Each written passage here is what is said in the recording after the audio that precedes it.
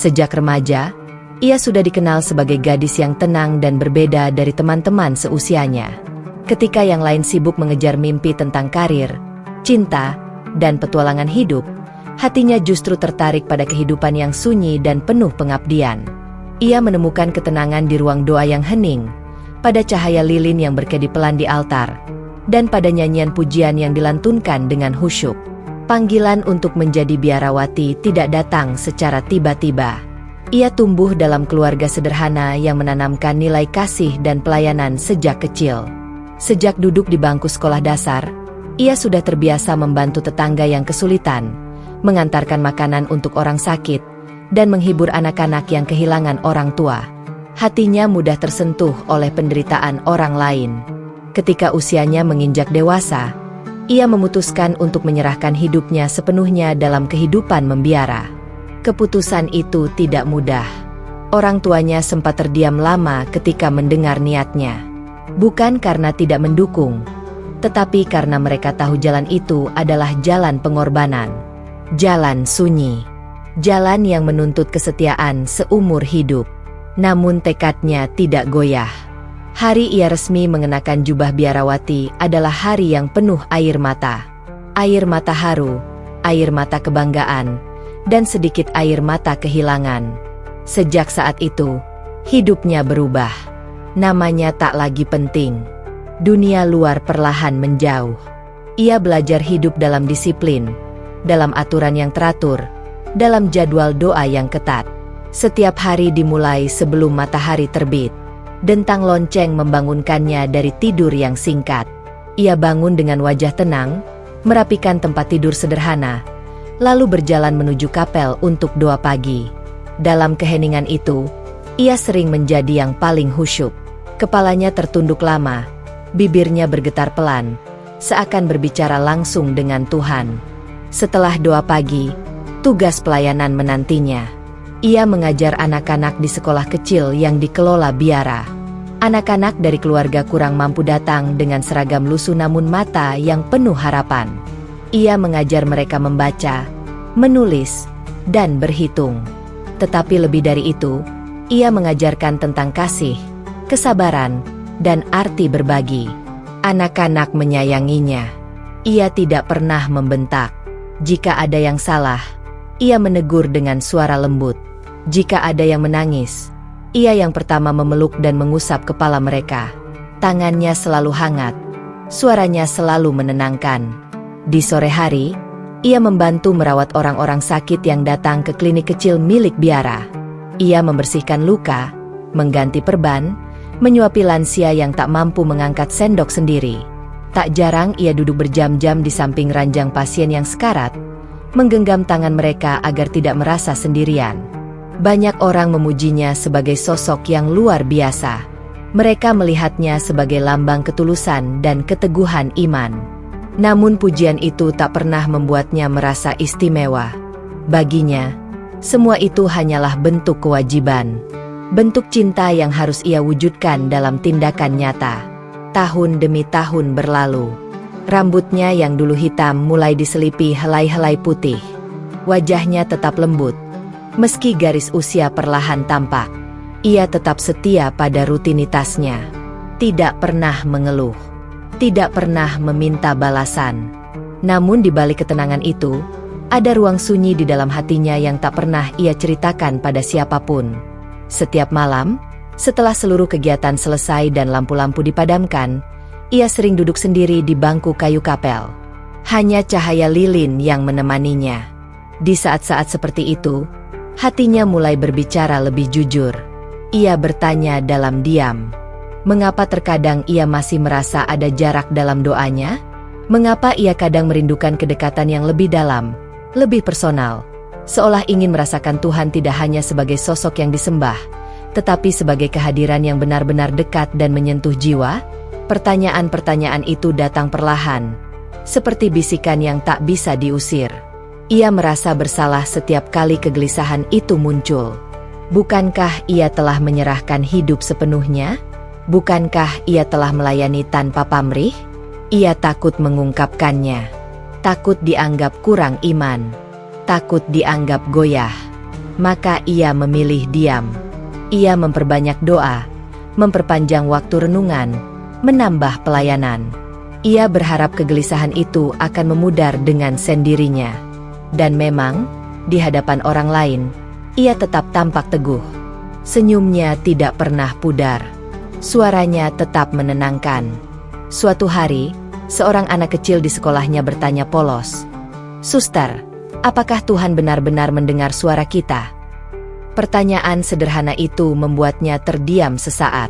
Ia tersenyum lembut dan menjawab, "Tentu saja, Tuhan selalu mendengar." Namun malam itu, ketika ia kembali duduk sendirian di kapel, pertanyaan anak itu terngiang kembali di kepalanya. Ia menunduk lebih lama dari biasanya. Apakah ia sendiri selalu merasakan bahwa doanya didengar?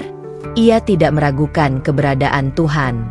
Ia tidak meragukan ajaran yang ia pegang. Tetapi ada kerinduan yang tak terjelaskan. Kerinduan akan kedamaian yang lebih dalam, yang tidak hanya terasa sebagai kewajiban iman, tetapi sebagai pengalaman batin yang nyata dan menenangkan. Meski demikian, ia tidak pernah berniat meninggalkan jalan hidupnya. Baginya, kesetiaan adalah harga yang harus dijaga. Ia percaya bahwa setiap pergulatan adalah bagian dari perjalanan spiritual. Ia terus melayani. Ketika seorang lansia meninggal dalam genggamannya, ia yang pertama menutupkan mata almarhum dengan penuh hormat. Ketika seorang ibu miskin tak mampu membayar obat, ia menyisihkan uang pribadinya tanpa sepengetahuan siapapun. Ketika seorang anak hampir putus sekolah, ia mengajukan bantuan agar anak itu tetap bisa belajar. Hidupnya adalah tentang memberi. Dan mungkin, justru karena ia terlalu sering memberi, ia jarang memberi ruang pada dirinya sendiri untuk memahami kegelisahan yang tersembunyi. Waktu terus berjalan, membentuknya menjadi sosok yang semakin matang dan dihormati. Banyak orang datang meminta nasihat. Mereka melihatnya sebagai tempat bersandar. Ironisnya, ia sendiri kadang merasa ingin bersandar pada sesuatu yang lebih kuat, lebih pasti, lebih menenangkan. Namun setiap kali kegelisahan itu muncul, ia kembali menguatkan dirinya. "Ini hanya ujian iman," bisiknya dalam hati. Ia memilih tetap setia, tetap berada di jalur yang telah ia pilih sejak muda. Baginya, pengabdian bukanlah tentang perasaan, melainkan tentang komitmen. Dan begitulah ia menjalani hari-harinya, dalam disiplin, dalam pelayanan, dalam doa yang tak pernah putus. Tak ada yang tahu bahwa di balik wajahnya yang teduh, ada jiwa yang sedang mencari kedamaian yang lebih dalam. Tak ada yang tahu bahwa di balik suaranya yang menenangkan, ada hati yang diam-diam bertanya tentang makna hubungan personal dengan Tuhan. Ia menyimpan semuanya rapat-rapat, karena baginya, menjadi kuat berarti tidak menunjukkan keraguan. Ia tidak pernah membayangkan bahwa suatu hari nanti, jawaban atas kegelisahan itu akan datang dengan cara yang sama sekali tak terduga. Bahwa perjalanan panjang pengabdiannya, yang dipenuhi ketulusan dan disiplin, akan membawanya pada sebuah peristiwa besar yang mengguncang seluruh keyakinannya. Namun untuk saat ini, ia tetaplah seorang biarawati yang setia, seorang pelayan yang lembut, seorang wanita yang mengabdikan hidupnya tanpa batas, dan seorang jiwa yang, dalam diam, sedang menanti kedamaian sejati. Pagi itu langit tampak cerah. Udara masih segar ketika ia melangkah keluar dari gerbang biara bersama dua rekan sesama biarawati. Mereka hendak melakukan perjalanan pelayanan ke sebuah desa kecil di pinggiran kota. Di sana, beberapa keluarga hidup dalam keterbatasan, dan kunjungan mereka selalu dinantikan. Ia duduk di kursi belakang mobil sederhana yang mereka tumpangi. Tangannya memegang tas berisi obat-obatan, buku doa, dan beberapa paket makanan. Seperti biasa, wajahnya tenang. Sebelum mobil melaju, ia sempat menundukkan kepala, berdoa singkat agar perjalanan mereka diberkati dan membawa kebaikan. Tak ada firasat buruk. Tak ada tanda-tanda bahaya. Sepanjang perjalanan, ia memandangi sawah yang membentang dan rumah-rumah kecil yang mereka lewati. Hatinya dipenuhi niat tulus untuk kembali membantu mereka yang membutuhkan. Ia membayangkan senyum anak-anak yang akan ia temui, juga lansia yang menunggu sentuhan tangannya yang lembut. Namun takdir sering datang tanpa peringatan. Di sebuah tikungan yang cukup tajam, dari arah berlawanan melaju sebuah truk besar dengan kecepatan tinggi. Entah karena rem yang blong atau sopir yang kehilangan kendali, truk itu oleng. Dalam hitungan detik, suara klakson panjang memecah udara. Sopir mobil mereka berusaha menghindar, tetapi jarak terlalu dekat. Benturan keras tak terelakkan. Suara logam beradu terdengar memekakan telinga. Kaca pecah berhamburan. Mobil terlempar ke sisi jalan.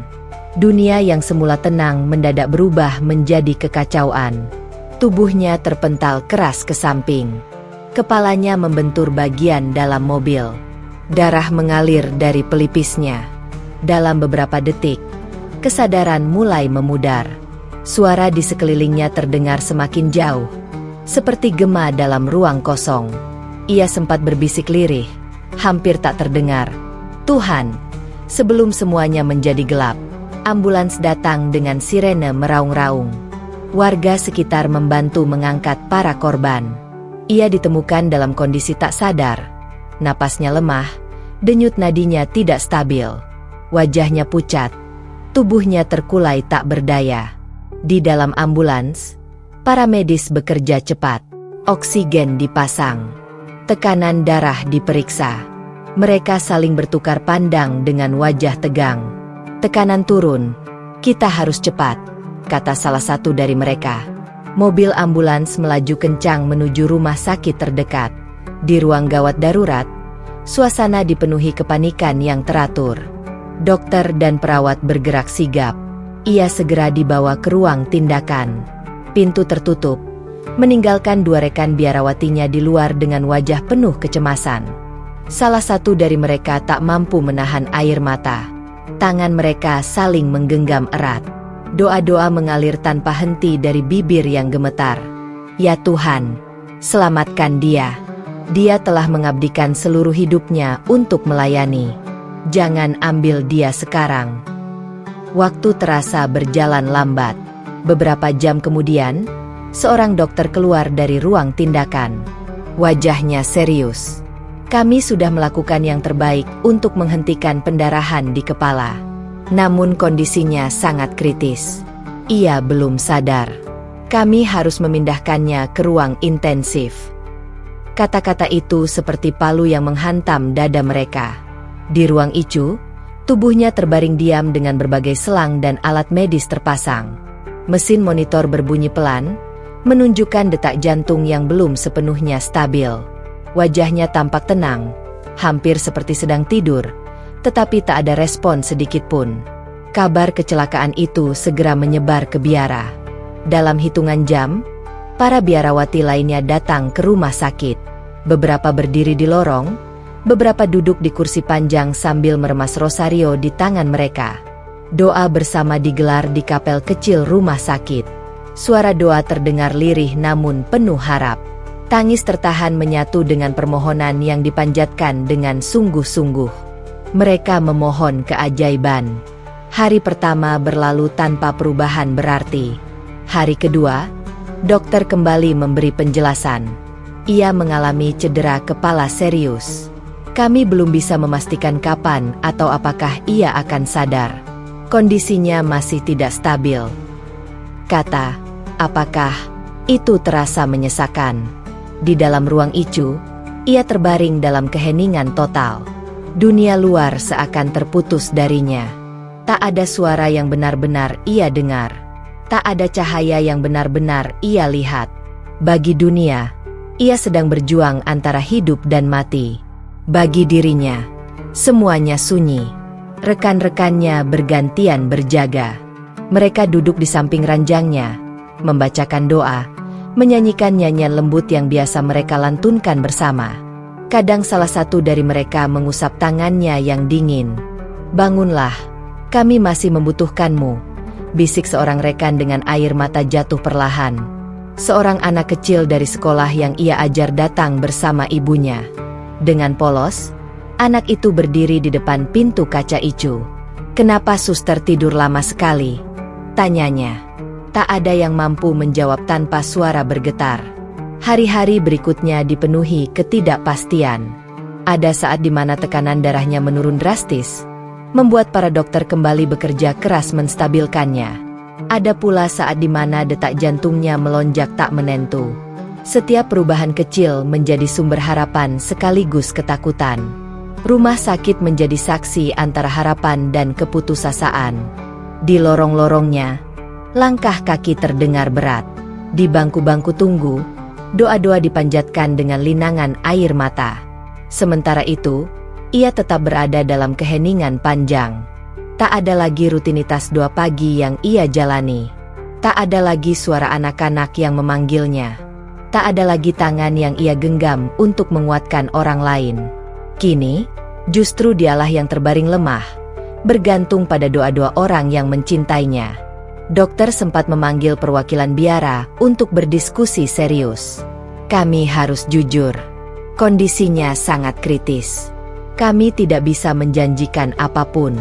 Kita hanya bisa menunggu respons dari tubuhnya." Menunggu. Kata itu terasa begitu berat. Namun rekan-rekannya tidak menyerah. Mereka memperbanyak doa, memperpanjang waktu ibadah, bahkan ada yang berpuasa memohon kesembuhannya. Mereka percaya bahwa pengabdian panjangnya tidak akan berakhir begitu saja. Di sisi lain, malam demi malam berlalu tanpa perubahan signifikan. Di luar jendela Icu, matahari terbit dan terbenam silih berganti. Cahaya pagi masuk menyinari wajahnya yang pucat. Lampu malam kembali menggantikan siang. Tetapi baginya, semuanya tetap gelap. Ia berada dalam dunia tanpa suara, tanpa warna, tanpa waktu. Namun entah mengapa, di kedalaman sunyi itu, ada rasa yang sulit dijelaskan. Seperti sedang berada di ruang hampa yang luas. Tidak menyakitkan, tidak juga menenangkan. Hanya kosong. Sementara di dunia nyata, cinta untuknya terus mengalir. Orang-orang yang pernah ia tolong datang silih berganti menjenguk. Ada yang membawa bunga, ada yang hanya datang untuk berdoa beberapa menit di lorong. Seorang lansia yang pernah ia rawat duduk di kursi roda, menatap pintu Icu dengan mata berkaca-kaca. "Dia yang dulu menguatkanku. Sekarang biarlah aku yang mendoakannya," ucapnya pelan. Kesedihan menyelimuti banyak hati. Tetapi di balik itu, tersimpan juga kesadaran bahwa hidupnya begitu berarti bagi banyak orang. Dan di tengah segala ketegangan itu, satu pertanyaan menggantung di udara. Apakah ia akan kembali? Tidak ada rasa sakit. Tidak ada suara mesin. Tidak ada bau obat-obatan rumah sakit. Yang ada hanyalah keheningan. Ia seperti berdiri di sebuah ruang luas tanpa dinding, tanpa langit, tanpa tanah. Gelap, tetapi bukan gelap yang menakutkan. Lebih seperti kabut pekat yang menelan segala bentuk dan arah. Ia tidak tahu apakah ia sedang berjalan, melayang, atau diam di tempat. Waktu terasa tidak bergerak. Ia mencoba mengingat sesuatu. Namanya, tempatnya, wajah-wajah yang dikenalnya. Namun semua terasa jauh. Seperti bayangan samar yang sulit digapai. Ia sadar akan keberadaannya, tetapi tidak sadar di mana ia berada. Sunyi. Kesunyian itu begitu dalam, hingga ia bisa mendengar detak batinnya sendiri. Tidak ada suara doa, tidak ada bisikan angin, tidak ada langkah kaki. Hanya dirinya dan ruang kosong yang tak berujung. Dalam kesunyian itu, ia mulai merasakan sesuatu yang berbeda dari kehidupan yang ia kenal. Tidak ada jadwal doa pagi, tidak ada tugas pelayanan, tidak ada suara anak-anak yang memanggilnya. Semua rutinitas yang selama ini mengisi hidupnya seolah terhapus. Ia sendirian. Dan untuk pertama kalinya, ia tidak sedang memberi, tidak sedang melayani, tidak sedang menjadi sandaran siapapun. Ia hanya ada. Awalnya ia merasa tenang. Namun semakin lama, ruang gelap itu terasa seperti lorong panjang tanpa ujung. Ia mencoba melangkah, atau mungkin hanya membayangkan melangkah. Tak ada perubahan, tak ada cahaya di depan. Ia ingin berdoa. Bibirnya mencoba bergerak, tetapi tak ada kata yang keluar. Doa-doa yang biasa ia hafal dengan mudah kini terasa jauh, seperti tertinggal di dunia lain. Ia mencoba memanggil Tuhan seperti yang biasa ia lakukan di kapel, tetapi suaranya tak terdengar, bahkan oleh dirinya sendiri. Apakah ini akhir?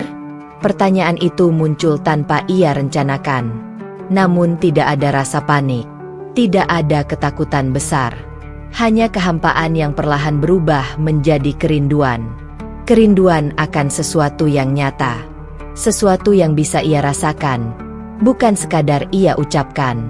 Di ruang tanpa batas itu, ia mulai menyadari betapa selama ini hidupnya penuh dengan suara, nyanyian, doa bersama, percakapan, tangisan, tawa. Kini semua hilang. Sunyi yang begitu panjang membuatnya merasa kecil. Sangat kecil. Entah sudah berapa lama ia berada di sana. Tidak ada siang atau malam. Tidak ada matahari atau bulan. Waktu seperti berhenti bekerja. Lalu, di suatu titik yang tak bisa ia jelaskan, kesunyian itu terusik. Awalnya sangat samar, seperti gema jauh yang tertiup angin. Ia tidak yakin apakah itu hanya bayangan pikirannya atau sesuatu yang nyata. Sebuah suara, lembut, mengalun, bergetar panjang. Ia tidak memahami kata-katanya. Ia belum pernah mendengar lantunan seperti itu dalam kehidupannya sehari-hari. Namun suara itu berbeda dari apapun yang pernah ia dengar. Allahu Akbar. Allahu Akbar. Suara itu datang dari kejauhan, namun jelas, tidak keras, tidak memaksa, tetapi memiliki kekuatan yang aneh, kekuatan yang menembus ruang gelap tempat ia berada. Lorong panjang yang tadinya tanpa arah kini terasa memiliki ujung. Bukan karena ia melihat cahaya secara nyata, tetapi karena suara itu membawa arah. Lantunan itu mengalir perlahan, seperti air yang menembus celah batu. Setiap nadanya terasa menyentuh sesuatu yang sangat dalam di hatinya. Sesuatu yang bahkan tidak ia sadari selama ini. Kesunyian yang tadinya kosong kini berubah menjadi ruang yang dipenuhi getaran lembut. Ia tidak mengerti arti kata-kata yang dilantunkan, tetapi ia merasakan maknanya. Panggilan. Itu yang ia rasakan. Bukan panggilan yang memerintah. Bukan panggilan yang menakutkan, tetapi panggilan yang menenangkan. Seolah ada suara yang berkata, "Kembalilah." Dadanya yang sebelumnya terasa hampa kini dipenuhi kehangatan. Hangat yang berbeda dari apapun yang pernah ia rasakan dalam doa-doanya selama ini. Hangat yang tidak datang dari kewajiban, tidak dari rutinitas, tetapi dari kedekatan yang sangat personal. Suara itu terus mengalun. Asyhadu an la ilaha illallah. Ia tidak tahu apa arti kalimat itu, tetapi ketika lantunan itu terdengar, hatinya bergetar kuat. Seperti ada sesuatu yang selama ini ia cari, tiba-tiba menemukan jalannya sendiri menuju dirinya. Air mata mulai mengalir. Aneh, karena ia tidak merasa memiliki tubuh, tidak merasa memiliki mata, tetapi ia merasakan tangis itu. Tangis yang bukan karena sedih, bukan karena takut, melainkan karena disentuh oleh sesuatu yang begitu dalam. Ia merasakan damai. Damai yang tidak pernah ia rasakan bahkan di kapel yang paling hening sekalipun. Damai yang tidak lahir dari disiplin panjang, bukan dari usaha keras memperbanyak doa, bukan dari pelayanan tanpa lelah. Damai itu datang begitu saja. Suara itu terus mengalun hingga selesai. Setiap jeda di antara kalimatnya terasa seperti ruang napas yang luas.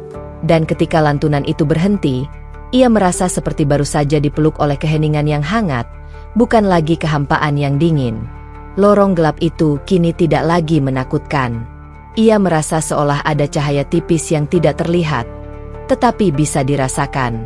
Ia ingin mendengar suara itu lagi. Ia menunggu. Dan entah bagaimana, jauh di dunia nyata, waktu menunjukkan bahwa itu adalah waktu subuh. Dari masjid yang berdiri tidak jauh dari rumah sakit, adzan memang berkumandang setiap pagi. Suaranya menembus jendela-jendela bangunan, melintasi lorong, hingga samar-samar terdengar bahkan di ruang Icu. Tubuhnya tetap terbaring tak bergerak. Mesin monitor tetap berbunyi pelan. Perawat yang berjaga tidak menyadari apapun yang terjadi dalam batinnya. Namun dari sudut matanya, setetes air mata mengalir perlahan. Perawat itu sempat terdiam. Ia mengira mungkin hanya refleks. Tetapi air mata itu nyata. Mengalir dari seseorang yang secara medis belum sadar. Di dalam ruang batinnya, ia merasakan sesuatu yang belum pernah ia rasakan sepanjang hidupnya. Selama ini, ia mengabdi dengan penuh kesetiaan. Ia berdoa dengan disiplin. Ia melayani dengan tulus. Namun selalu ada jarak kecil yang tak bisa ia jelaskan. Sebuah kerinduan akan kedekatan yang lebih nyata. Dan di ruang gelap itu, melalui suara yang tak ia mengerti bahasanya, ia justru merasakan kedekatan itu begitu jelas. Bukan dalam bentuk penglihatan, bukan dalam bentuk sentuhan, tetapi dalam ketenangan yang memenuhi seluruh keberadaannya. Ia tidak merasa dihakimi, tidak merasa dituntut, tidak merasa harus melakukan apapun. Ia hanya merasakan bahwa ia didengar. Untuk pertama kalinya, ia merasa benar-benar kecil di hadapan Yang Maha Besar. Dan anehnya, perasaan kecil itu justru membuatnya merasa aman. Suara adzan subuh berikutnya datang lagi keesokan harinya.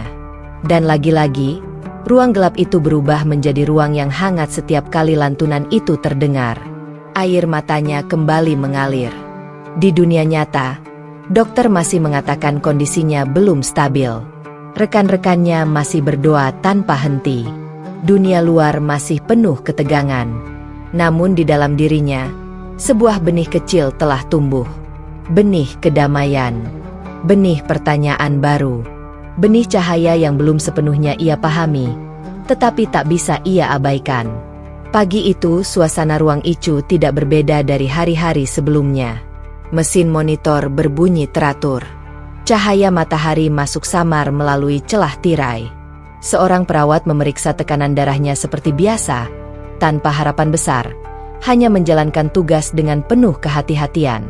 Tubuhnya masih terbaring lemah. Wajahnya pucat, bibirnya kering. Sudah berhari-hari ia berada dalam keadaan tak sadar. Rekan-rekan biarawatinya bergantian berjaga, tak pernah absen membacakan doa di sampingnya. Namun pagi itu, sesuatu yang tak pernah diduga terjadi. Jari-jarinya bergerak. Awalnya hanya getaran kecil, hampir tak terlihat. Perawat mengira itu refleks biasa. Tetapi beberapa detik kemudian, kelopak matanya bergetar pelan. Mesin monitor menunjukkan perubahan kecil pada detak jantungnya. "Dokter," panggil perawat dengan suara tertahan. Kelopak matanya kembali bergerak. Perlahan. Berat. Seakan ada beban besar yang harus diangkat. Lalu, dengan usaha yang tidak terlihat namun terasa begitu kuat, ia membuka mata. Cahaya terasa menyilaukan. Pandangan pertamanya buram. Langit-langit putih rumah sakit tampak asing. Suara mesin yang selama ini tak ia dengar kini terdengar samar-samar. Tubuhnya terasa berat, seperti ditarik oleh sesuatu yang tak terlihat. Ia mencoba bernapas lebih dalam. Perawat di sampingnya menahan napas. Ia sadar. Ia sadar. Dokter datang tergesa. Rekan-rekan biarawatinya yang menunggu di luar dipanggil masuk satu persatu. Air mata langsung jatuh dari mata mereka ketika melihat matanya yang kini terbuka. Ia belum mampu berbicara. Bibirnya kering. Tenggorokannya terasa perih. Namun matanya bergerak pelan, mencoba memahami di mana ia berada. Semua tampak begitu berbeda dari ruang gelap yang sebelumnya ia rasakan. Di sana, ia merasakan keheningan yang luas dan hangat. Di sini, ada suara mesin, langkah kaki, dan cahaya yang terang. Ia berkedip beberapa kali, berusaha menyesuaikan diri dengan dunia nyata yang terasa seperti tempat asing. Dokter memeriksa responsnya dengan hati-hati. "Jika Anda bisa mendengar saya, cobalah berkedip 2 kali." Ia berkedip 2 kali. Ruangan seketika dipenuhi rasa haru. Rekan-rekannya tak kuasa menahan tangis. Salah satu dari mereka memegang tangannya erat, berbisik penuh syukur. "Terima kasih, Tuhan. Terima kasih." Namun di balik semua suara itu, pikirannya dipenuhi satu hal. Suara itu, lantunan yang ia dengar dalam ruang gelap. Suara yang membawanya pada kedamaian yang tak pernah ia rasakan sebelumnya. Ia mencoba menggerakkan bibirnya. Tak ada suara keluar. Dokter segera membasahi bibirnya dengan air dan memberi sedikit waktu agar tenggorokannya lebih kuat. Beberapa menit kemudian, dengan suara serak dan hampir tak terdengar, ia berusaha berbicara. Suara. Semua terdiam. Dokter mendekat. Suara apa? Ia menelan pelan, merasakan setiap kata seperti beban berat. Suara yang indah. Siapa? Rekan-rekannya saling berpandangan, bingung. "Suara apa yang kau maksud?" tanya salah satu dengan lembut.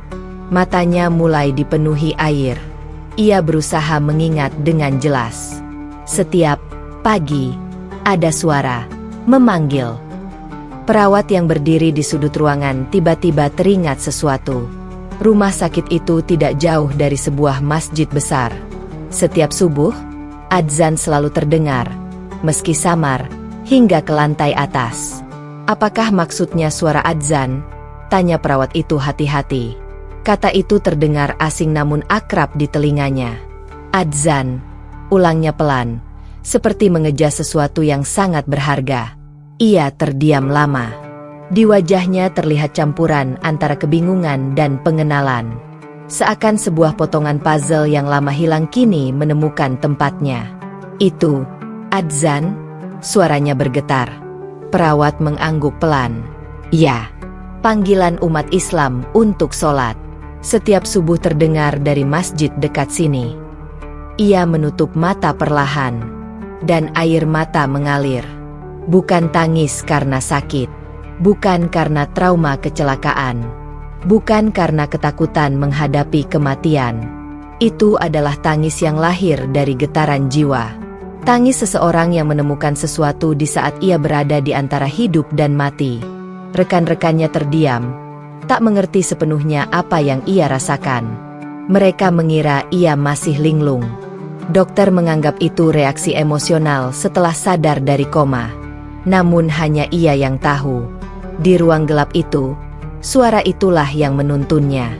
Suara itu yang mengisi kehampaan. Suara itu yang menghadirkan kedamaian tak terlukiskan. Ia kembali membuka mata, menatap langit-langit dengan tatapan berbeda. Ada kelembutan yang lebih dalam di sana. Ada cahaya yang sulit dijelaskan.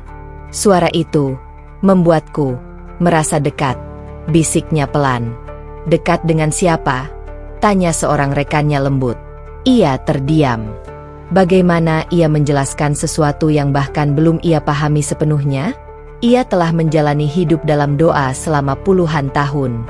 Ia mengenal disiplin, kesetiaan, dan pengabdian.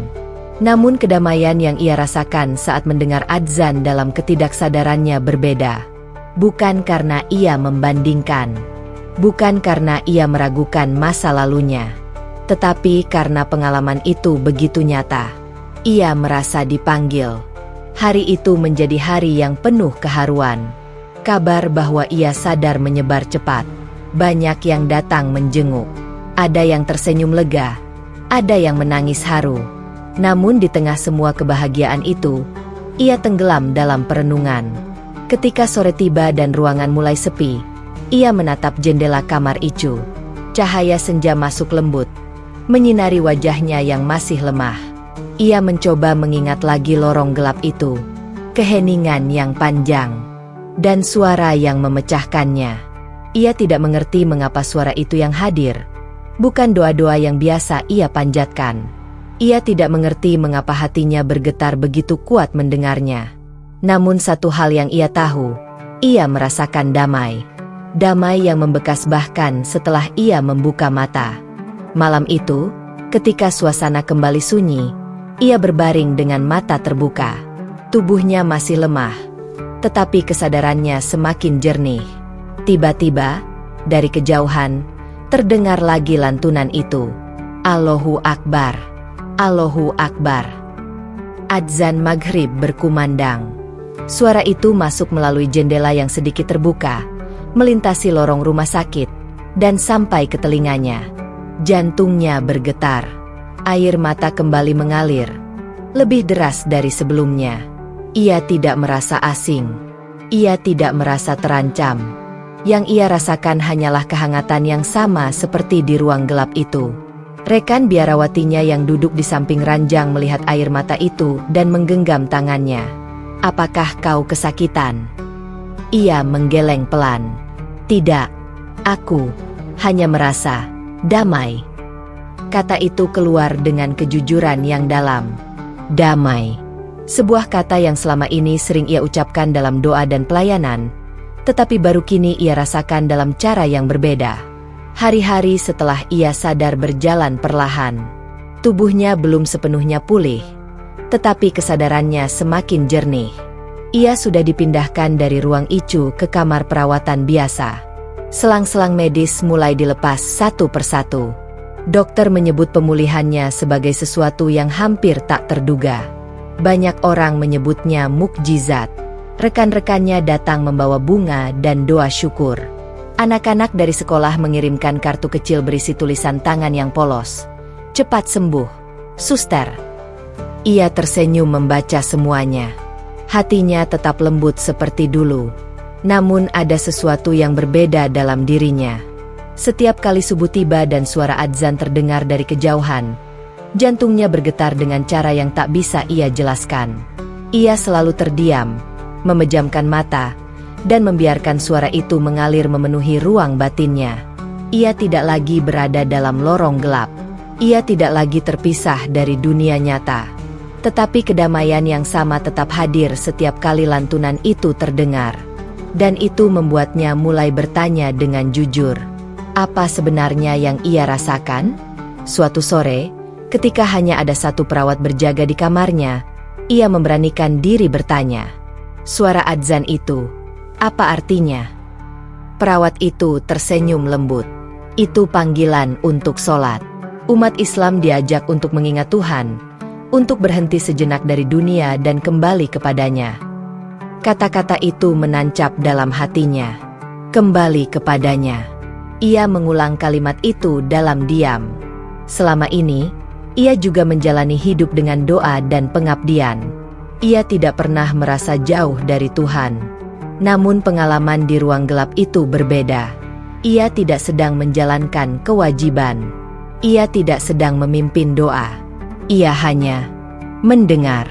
Dan ia merasa dipanggil. Setelah kondisinya semakin membaik, ia diperbolehkan berjalan perlahan di lorong rumah sakit dengan kursi roda.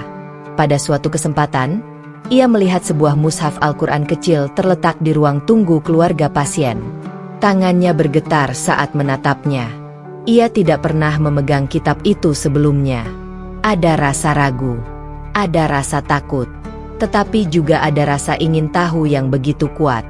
Malam itu, di kamar yang sunyi, ia duduk bersandar pada bantal.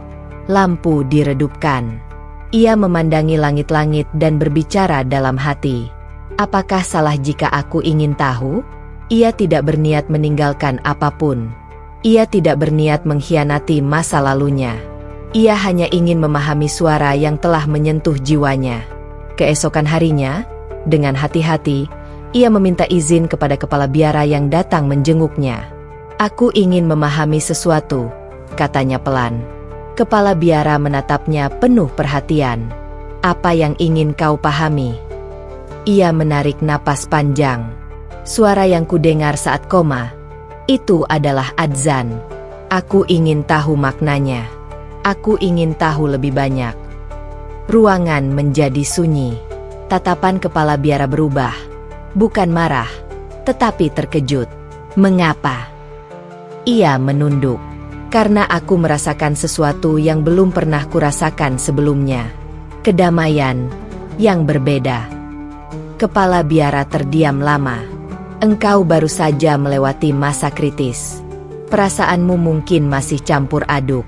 Jangan terburu-buru menafsirkan sesuatu. Ia mengangguk hormat. Ia memahami kekhawatiran itu. Namun benih yang telah tumbuh di hatinya tidak bisa begitu saja dicabut. Setelah kembali ke biara beberapa minggu kemudian, ia menjalani pemulihan di kamar sederhana yang dulu menjadi tempat istirahatnya. Rutinitas mulai berjalan lagi, meski ia belum kembali mengajar. Setiap malam, ketika semua tertidur, ia membuka ponsel kecil yang diberikan seorang perawat sebelum ia pulang. Di sana, ia menyimpan terjemahan adzan dan beberapa ayat Al-Quran yang ia temukan. Ia membaca dengan hati-hati. Allahu Akbar. Allah Maha Besar. Asyhadu an la ilaha illallah. Aku bersaksi bahwa tiada Tuhan selain Allah. Ia berhenti di kalimat itu. Tiada Tuhan selain Allah. Kalimat itu terasa sederhana, tetapi begitu tegas. Tidak ada perantara.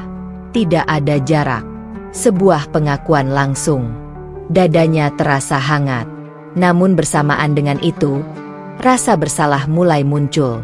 Bukankah ia telah berjanji setia pada jalan hidupnya? Bukankah ia telah mengikrarkan pengabdian seumur hidup? Bagaimana mungkin ia kini membaca ajaran lain dalam diam? Air matanya jatuh perlahan. Apa yang sedang kulakukan? Bisiknya. Konflik itu semakin hari semakin kuat. Di satu sisi, ia mencintai masa lalunya. Ia mencintai biara, anak-anak didiknya, doa-doa bersama, kehidupan disiplin yang membentuknya. Di sisi lain, setiap kali ia membaca tentang tauhid, tentang keesaan Tuhan tanpa sekutu, hatinya terasa disentuh dengan cara yang sangat personal. Ia mulai berdiskusi secara diam-diam dengan perawat yang dulu menjaganya, yang ternyata seorang muslimah. Mereka berbicara pelan di sudut taman rumah sakit ketika ia datang kontrol. Aku tidak ingin menyakiti siapapun, katanya suatu hari dengan suara bergetar. Muslimah itu menjawab lembut. Mencari kebenaran bukan berarti menyakiti. Itu perjalanan hati. Hidayah datang bukan untuk merusak, tetapi untuk menyempurnakan. Kata hidayah terdengar asing namun menenangkan. Ia mulai membandingkan pengalaman spiritualnya selama ini dengan apa yang ia pelajari. Dalam Islam, ia menemukan konsep hubungan langsung antara hamba dan Tuhan. Doa yang sederhana, pengakuan yang tegas, ketundukan yang murni. Ia tidak menemukan kebingungan. Justru ia menemukan kejelasan. Namun semakin jelas hatinya, semakin berat langkahnya.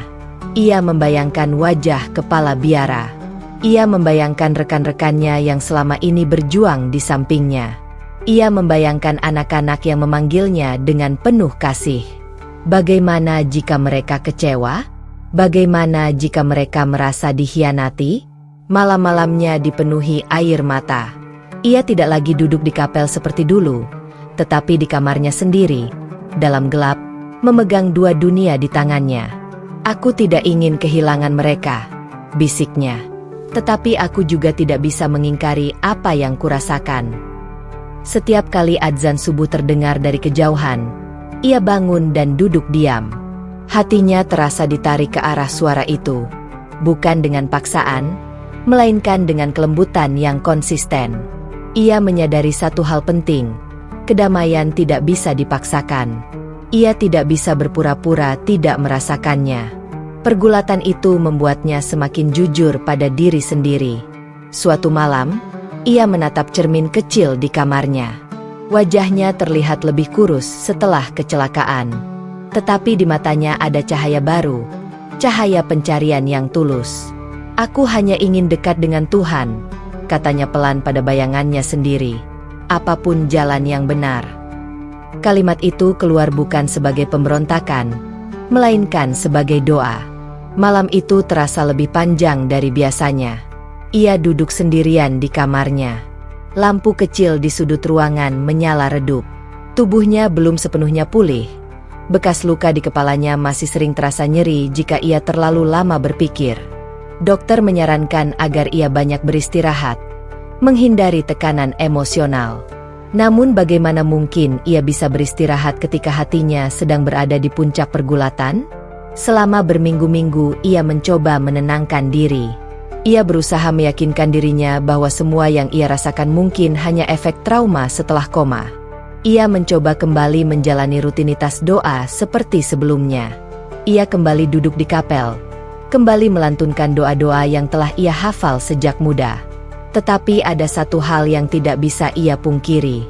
Setiap kali adzan berkumandang, hatinya bergetar lebih dalam daripada sebelumnya. Bukan sekadar rasa penasaran, bukan sekadar kekaguman pada lantunan suara. Itu adalah panggilan. Dan panggilan itu tidak pernah memaksa. Ia datang lembut, namun konsisten. Ia hadir di subuh yang sunyi, di senja yang temaram, di sela-sela napasnya sendiri. Malam itu, setelah doa bersama selesai, ia tidak langsung kembali ke kamarnya. Ia duduk lebih lama di bangku kayu kapel. Tangannya terlipat, kepalanya tertunduk. "Aku tidak ingin tersesat," bisiknya dalam hati. "Jika ini bukan jalanmu, hentikan aku. Jika ini memang jalanmu, kuatkan aku." Air matanya jatuh perlahan. Untuk pertama kalinya, ia tidak lagi berdoa dengan kata-kata panjang. Ia hanya memohon kejujuran dalam hatinya. Hari-hari sebelumnya dipenuhi keraguan. Ia membayangkan wajah kepala biara. Ia membayangkan rekan-rekannya yang selama ini berjuang bersama. Ia membayangkan tatapan kecewa, bisikan-bisikan, bahkan mungkin penolakan. Ia takut. Ia bukan takut kehilangan kenyamanan. Ia takut menyakiti hati orang-orang yang ia cintai. Namun semakin ia mencoba menunda, semakin ia merasa ada sesuatu yang mendesak dari dalam dirinya. Hidayah. Kata itu terngiang kembali di benaknya. Ia teringat percakapannya dengan muslimah yang dulu menjaganya di rumah sakit. Hidayah adalah anugerah. Jika ia datang, jangan ditunda. Karena tidak semua orang diberi kesempatan yang sama. Kalimat itu dulu terdengar seperti nasihat biasa. Kini, ia terasa seperti peringatan. Subuh menjelang. Langit masih gelap ketika suara adzan kembali menggema dari kejauhan. Ia terdiam. Tangannya yang semula menggenggam ujung jubahnya perlahan mengendur. Allahu Akbar. Allahu Akbar. Dadanya terasa sesak. Bukan karena sakit, tetapi karena gelombang emosi yang begitu kuat. Ia teringat ruang gelap saat koma. Ia teringat lorong panjang tanpa arah. Dan ia teringat bagaimana suara itu yang membawanya pada kedamaian yang tak pernah ia rasakan sebelumnya. Kini ia tidak lagi berada di antara hidup dan mati. Ia hidup. Dan ia harus memilih. Tangannya bergetar ketika ia berdiri. Tubuhnya masih lemah. Tetapi tekadnya mulai menguat. Ia mengambil ponsel kecilnya dan mengirim pesan singkat kepada muslimah yang pernah membantunya. "Aku siap." Jawaban datang tak lama kemudian. "Datanglah pagi ini. Aku akan menemanimu." Langkahnya terasa berat ketika ia keluar dari gerbang biara pagi itu. Ia mengenakan pakaian sederhana. Tidak lagi jubah resmi, hanya busana yang biasa ia pakai saat pemulihan. Setiap langkah terasa seperti meninggalkan sesuatu yang besar. Namun di dalam hatinya, ada ketenangan yang aneh. Ia tiba di sebuah rumah kecil yang bersih dan sederhana. Muslimah itu menyambutnya dengan senyum hangat. Tidak ada sorak-sorai. Tidak ada keramaian. Hanya suasana hening yang penuh hormat. "Apakah kau yakin?" tanya muslimah itu pelan. Ia mengangguk.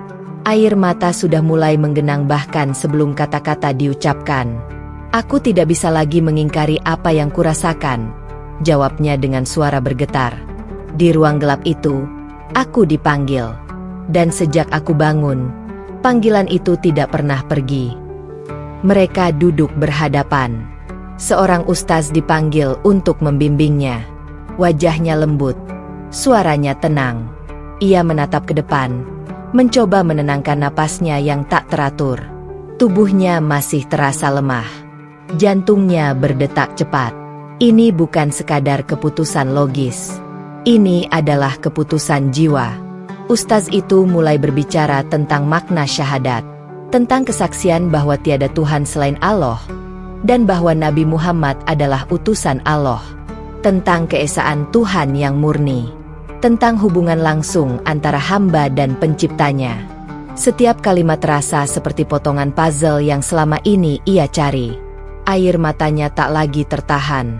"Aku ingin bersaksi," katanya pelan. Suasana menjadi sangat hening. Ustaz itu membimbingnya mengucapkan 2 kalimat syahadat, perlahan, agar ia bisa mengikuti dengan jelas. "Asyhadu an la ilaha illallah." Suaranya gemetar. Ia berhenti sejenak karena tangisnya pecah. Bukan tangis kesedihan, bukan tangis ketakutan. Itu adalah tangis kelahiran. Ia mengulang kembali dengan suara lebih jelas, meski tetap bergetar. "Asyhadu an la ilaha illallah." Air mata mengalir deras membasahi pipinya. "Wa asyhadu anna Muhammadar Rasulullah." Ketika kalimat itu selesai diucapkan, dadanya terasa ringan. Seperti beban besar yang selama ini ia pikul perlahan terangkat. Ia menunduk, menangis tanpa suara. Bukan karena ia membenci masa lalunya. Ia tidak menyesali pengabdiannya. Semua itu telah membentuknya menjadi pribadi yang tulus dan disiplin. Namun saat itu, ia merasa seperti bayi yang baru dilahirkan kembali. Bersih, tenang, dekat.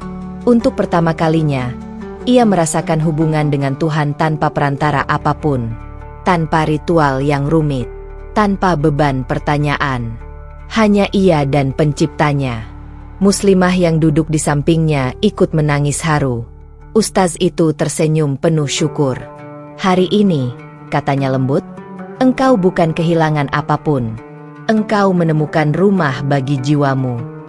Kalimat itu membuat tangisnya semakin deras. Ia tahu, perjalanan setelah ini tidak akan mudah. Ia akan menghadapi penolakan. Ia mungkin kehilangan banyak hal yang selama ini menjadi bagian hidupnya. Namun anehnya, ia tidak merasa takut lagi. Karena kedamaian yang ia rasakan jauh lebih besar daripada ketakutan apapun. Ketika ia keluar dari rumah itu, matahari sudah naik lebih tinggi. Cahaya pagi terasa hangat di wajahnya. Ia menatap langit biru dengan mata yang masih basah.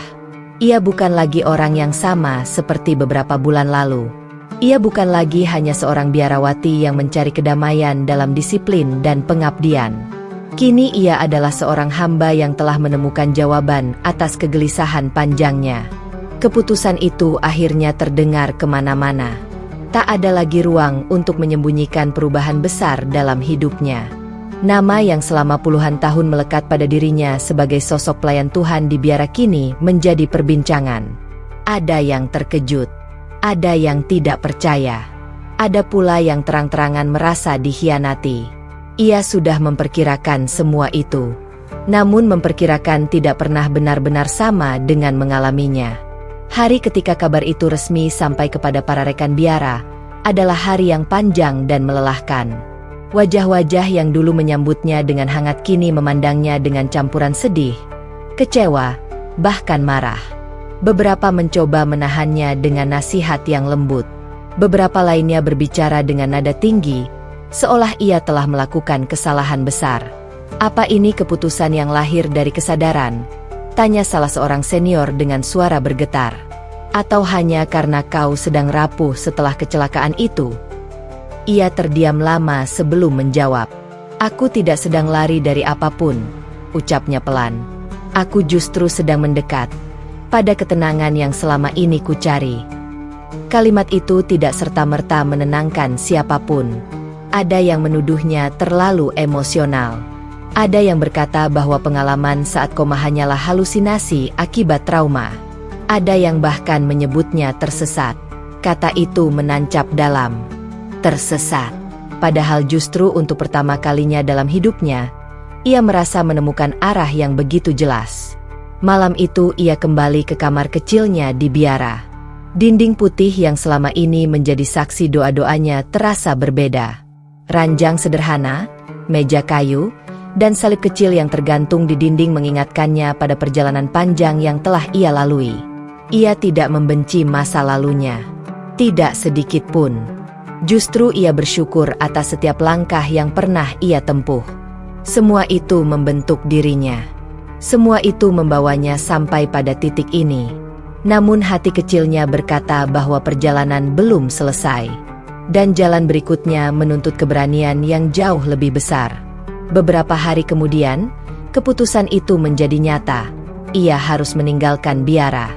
Ia mengemas barang-barangnya dalam keheningan. Tak banyak yang ia miliki.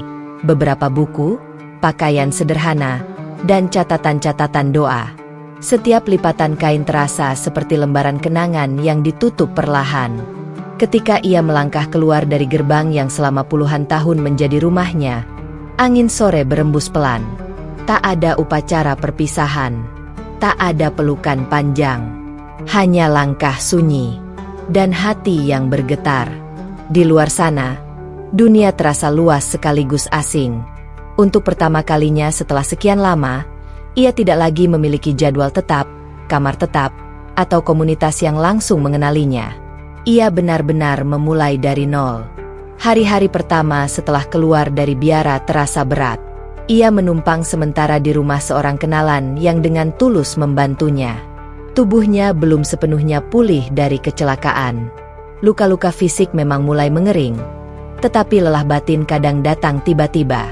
Ada malam-malam ketika ia menangis sendirian. Bukan karena menyesal, tetapi karena kehilangan. Kehilangan rutinitas yang ia kenal. Kehilangan wajah-wajah yang dulu setiap hari ia temui. Kehilangan rasa aman yang dulu begitu dekat. Namun di tengah kehilangan itu, perlahan sesuatu yang baru tumbuh. Suatu pagi, ia diajak ke masjid kecil di lingkungan tempat tinggal barunya. Bangunannya sederhana, dengan dinding bercat hijau muda dan karpet merah yang mulai memudar warnanya. Tidak megah, tidak besar. Namun ketika ia melangkah masuk, hatinya bergetar. Inilah suara yang dulu ia dengar.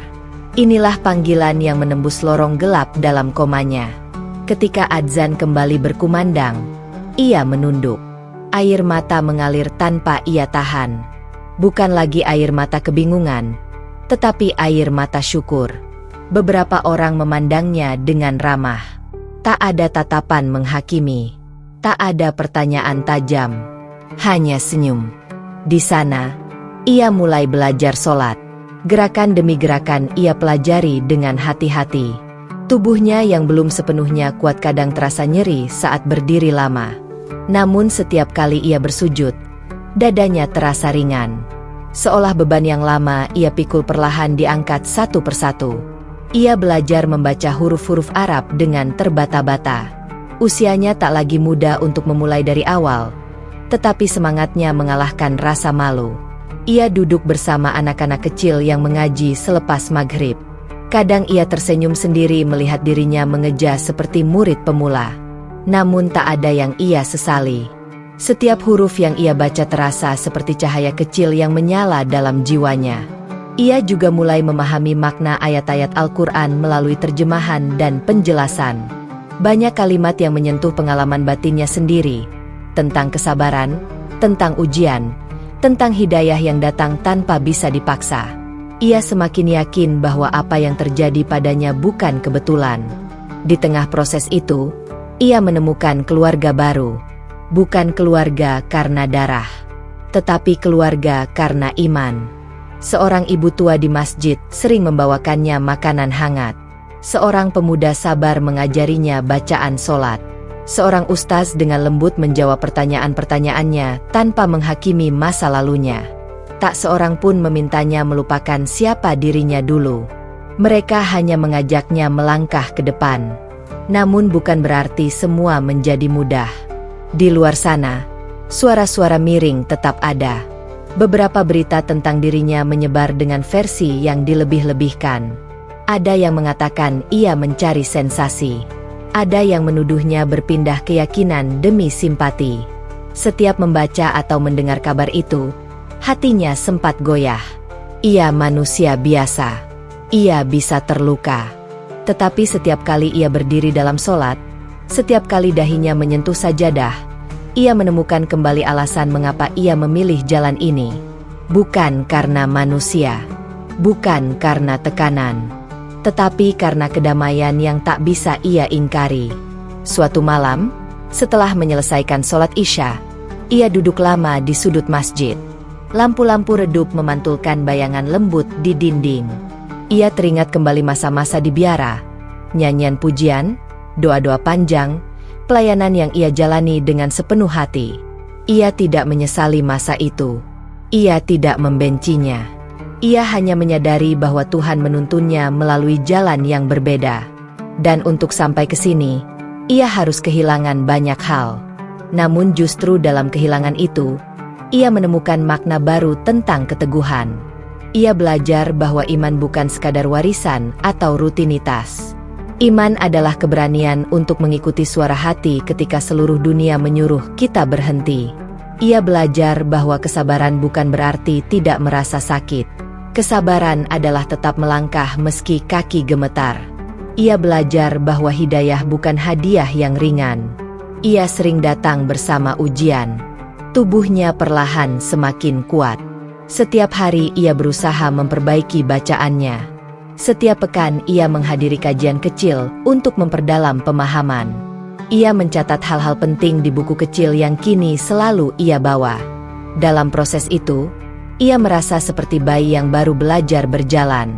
Terjatuh, bangkit lagi, tersandung, belajar lagi. Dan di setiap langkah, ia merasakan kedekatan personal dengan Tuhan yang dulu ia cari dalam sunyi. Kini, ketika ia mengangkat kedua tangannya dalam doa, ia merasa benar-benar berbicara. Tidak lagi sekadar mengucapkan, tidak lagi sekadar menjalankan kewajiban. Ada hubungan yang hangat, ada rasa dipeluk oleh kasih yang luas. Suatu sore, ia berdiri memandangi langit yang mulai jingga. Angin bertiup lembut menyentuh wajahnya. Ia tersenyum pelan. Perjalanannya belum selesai. Masih ada tantangan di depan. Masih ada luka yang perlu sembuh. Masih ada orang-orang yang mungkin belum bisa menerima keputusannya. Namun hatinya kini teguh. Ia tahu jalan ini tidak mudah. Ia tahu jalan ini sepi. Tetapi ia juga tahu, ia tidak lagi berjalan sendirian. Dan untuk pertama kalinya setelah kecelakaan itu, setelah lorong gelap dan suara adzan yang menembus kesunyian, ia merasa benar-benar hidup.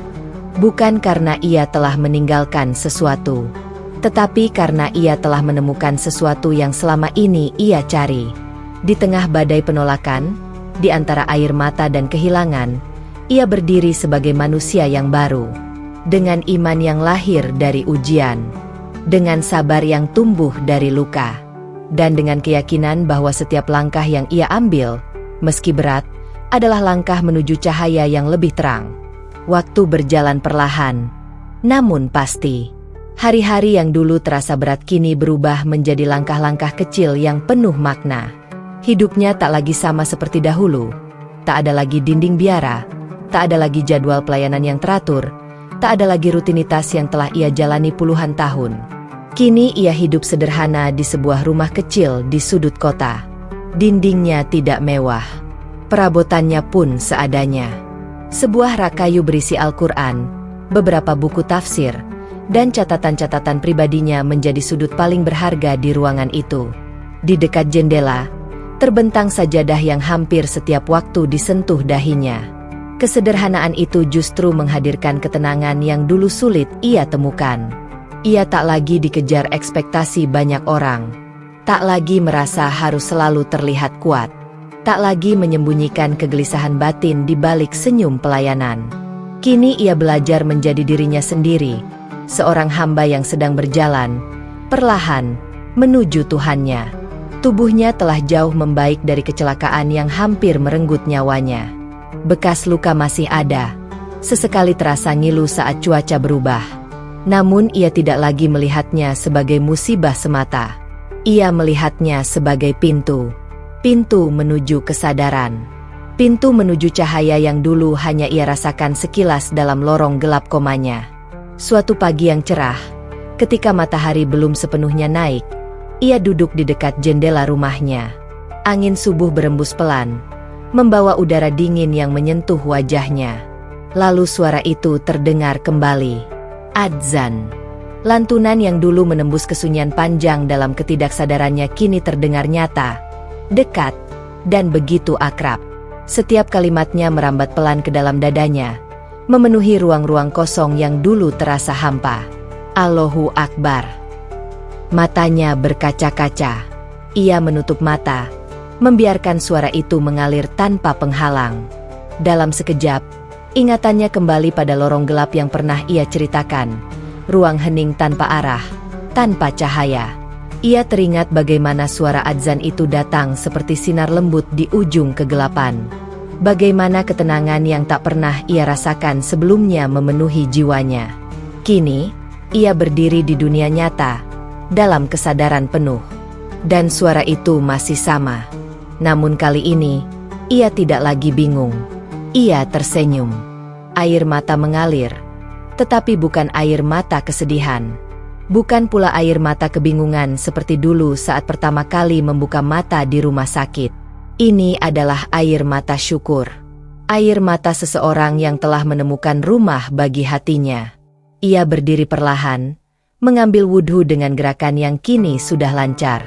Setiap percikan air di wajahnya terasa menyegarkan, seolah membasuh sisa-sisa keraguan yang dulu pernah menghampiri. Ketika ia berdiri dalam solat, tak ada lagi kegamangan. Bacaan yang dulu terbata-bata kini mengalir lebih tenang, meski belum sempurna. Ia tak mengejar kesempurnaan. Ia hanya ingin tulus. Dalam sujudnya, ia berdoa panjang. Bukan meminta kemudahan dunia. Bukan meminta pembenaran atas pilihannya. Ia hanya memohon agar hatinya tetap dijaga. Agar cahaya yang pernah ia rasakan tak pernah padam. Setelah sholat, ia duduk lama. Cahaya matahari mulai masuk melalui jendela, menerangi ruang kecilnya. Ia menatap sajadah di hadapannya dan teringat perjalanan panjang yang telah ia tempuh.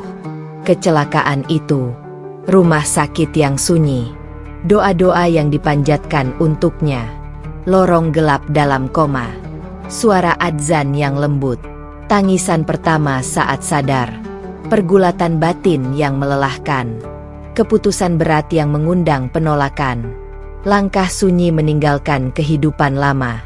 Semua itu seperti potongan-potongan mozaik yang kini membentuk gambar utuh. Tak ada satupun yang sia-sia. Beberapa bulan kemudian, ia mulai diminta untuk berbagi kisahnya di lingkaran kecil kajian. Awalnya ia ragu. Ia bukan pembicara ulung. Ia tak ingin kisahnya terdengar seperti sensasi. Namun dorongan dari orang-orang terdekat membuatnya memberanikan diri. Di hadapan sekelompok kecil jamaah, ia duduk sederhana. Tak ada panggung tinggi. Tak ada lampu sorot. Hanya lingkaran manusia yang ingin mendengar. Ia memulai dengan suara pelan. Tentang perjalanan pelayanan yang berubah menjadi musibah. Tentang koma yang panjang dan sunyi. Tentang suara adzan yang menembus kegelapan. Beberapa orang terdiam haru. Beberapa menunduk, menyeka air mata. Namun ia tidak bercerita untuk mengundang simpati. Ia bercerita untuk menyampaikan satu hal. Bahwa hidayah datang dengan cara yang tak selalu kita rencanakan. Aku tidak pernah membayangkan hidupku akan seperti ini, ucapnya suatu kali. Suaranya lembut namun tegas. Aku tidak pernah mencari perubahan. Tetapi ketika cahaya itu datang, aku tahu aku tidak bisa berpura-pura tidak melihatnya. Ia menatap orang-orang di hadapannya. Pencarian kebenaran bukan tentang siapa yang paling benar, lanjutnya, tetapi tentang kejujuran pada hati sendiri. Sejak saat itu, undangan kecil demi kecil berdatangan. Ia tak pernah mematok bayaran. Ia datang dengan pakaian sederhana, berbicara apa adanya. Kadang ia tersenyum ketika mengingat dirinya yang dulu begitu takut mengecewakan banyak pihak. Kini ia memahami satu hal penting. Ia tak bisa menyenangkan semua orang. Namun ia bisa jujur pada Tuhan dan pada dirinya sendiri. Beberapa kali, orang-orang yang dulu menjauh mulai menghubunginya kembali. Tidak semuanya. Memang, ada yang tetap memilih diam. Ada yang masih sulit menerima. Namun ia tidak lagi menyimpan luka. Ia mendoakan mereka dalam diam. Sebab ia tahu, perubahan bukanlah hal yang mudah diterima, terutama ketika datang dari seseorang yang selama ini dikenal teguh pada jalannya. Hidupnya kini sederhana. Pagi ia habiskan dengan membaca dan belajar. Siang ia membantu kegiatan sosial kecil di lingkungan sekitar. Sore ia sering duduk di masjid, mengajarkan huruf-huruf hijayah kepada anak-anak yang dulu membuatnya malu karena ia belajar bersama mereka. Malam adalah waktunya merenung. Tak ada kemewahan, tak ada jabatan, namun hatinya terasa lapang. Suatu hari, seorang pemuda mendatanginya setelah kajian. "Saya sedang ragu dalam hidup," ujar pemuda itu dengan mata berkaca-kaca. "Saya takut mengambil keputusan yang mungkin mengecewakan keluarga. Bagaimana Anda berani?" Ia terdiam sejenak, mengingat kembali masa-masa penuh pergulatan. "Aku juga takut," jawabnya jujur. "Aku sangat takut. Tetapi aku lebih takut jika harus hidup dengan mengingkari suara hatiku sendiri." Pemuda itu menangis. Dan saat itulah ia menyadari, kisahnya bukan lagi tentang dirinya semata. Kisahnya telah menjadi jembatan bagi orang lain. Malam itu, ketika ia kembali ke rumah kecilnya, adzan Isya kembali berkumandang dari masjid dekat rumahnya. Ia berhenti melangkah, menengadah menatap langit yang gelap bertabur bintang. Ia tersenyum lebar. Tangisnya pecah lagi, namun kali ini bersama senyum yang begitu dalam. Ia teringat lorong gelap itu. Jika saat itu ia menyerah, jika saat itu ia menolak suara yang datang, jika saat itu ia memilih menutup hati, mungkin ia tak akan pernah merasakan kedamaian seperti sekarang. Ia menyadari bahwa pencarian kebenaran adalah perjalanan hati yang panjang dan terkadang menyakitkan. Ia bukan jalan lurus tanpa rintangan. Ia dipenuhi kehilangan, keraguan, bahkan penolakan. Namun keberanian untuk mengikuti cahaya, sekecil apapun ia tampak, akan selalu menuntun pada kedamaian sejati. Kini ia tidak lagi mengejar pengakuan. Ia tidak lagi membuktikan apapun pada siapapun. Ia hanya ingin hidup dalam ketulusan.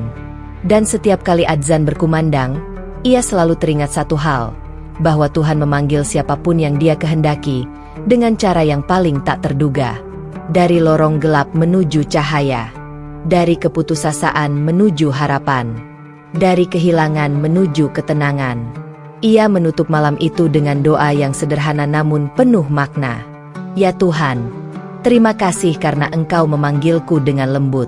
Jagalah hatiku agar tetap melihat cahaya-Mu sampai akhir hayatku." Di ruang kecil yang tenang itu, ia bersujud lebih lama dari biasanya. Bukan karena beban, tetapi karena cinta. Dan dalam sujud panjang itu, ia tahu satu hal dengan pasti. Ia telah menemukan rumah bagi jiwanya.